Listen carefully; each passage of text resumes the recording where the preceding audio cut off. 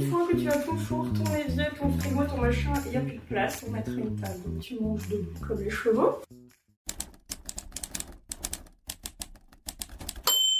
Ok, la règle d'or des petits espaces, c'est que tu n'as pas de place au sol. Donc dans la mesure du possible, utilise la hauteur. Bon, là, dans ce cas précis, c'était un petit peu compliqué vu que nous sommes dans une mansarde. Néanmoins, on a quand même quelques endroits où on a pu investir un petit peu en hauteur.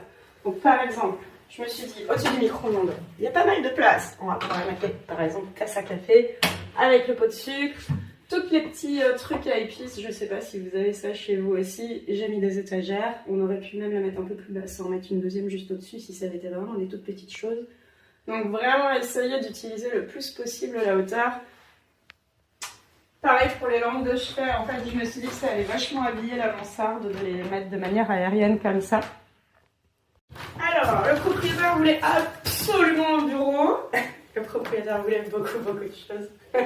Du coup je suis partie sur une console parce qu'une console concrètement, si tu as besoin d'un petit bureau comme ça d'appoint, ça va être juste pour comme griffonner quelque chose ou avoir ton petit laptop.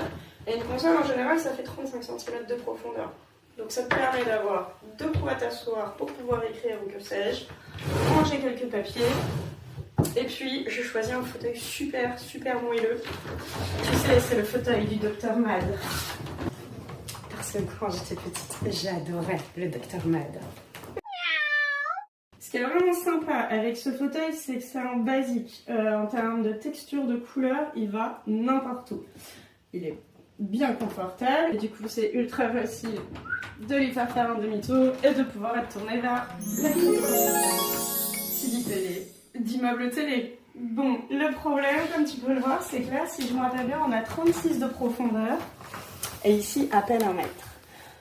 Donc du coup je me suis dit, bah, tu sais quoi, c'est pas grave si on trouve pas un meuble télé qui rentre dans ce minuscule petit espace. Éventuellement tu te mets deux petits coffres et du coup comme ça permet d'habiller un petit peu l'espace, les jambes ça leur fait un petit rangement en plus et ça tient dans l'espace en partie. Par rapport au lit, si ça avait été chez moi, si ça avait été mon grenier que je refais ou quoi, j'aurais vraiment mis à la place, plutôt qu'un lit en dur, j'aurais mis un très bon canapé convertible. Quelque chose de bien qualitatif, bien moelleux, avec une petite table basse, éventuellement un tapis. Je suis pas très fan des tapis, parce qu'après il faut les aspirer, c'est chiant. Si c'est chez toi et que tu veux aménager des combles ou je ne sais quoi, pars sur un très bon canapé convertible, histoire de faire une vraie pièce de lit, ce sera plus sympa. J'avais visité l'appartement quand le propriétaire l'a acheté. Oh mon dieu. Je te présente mon caméraman.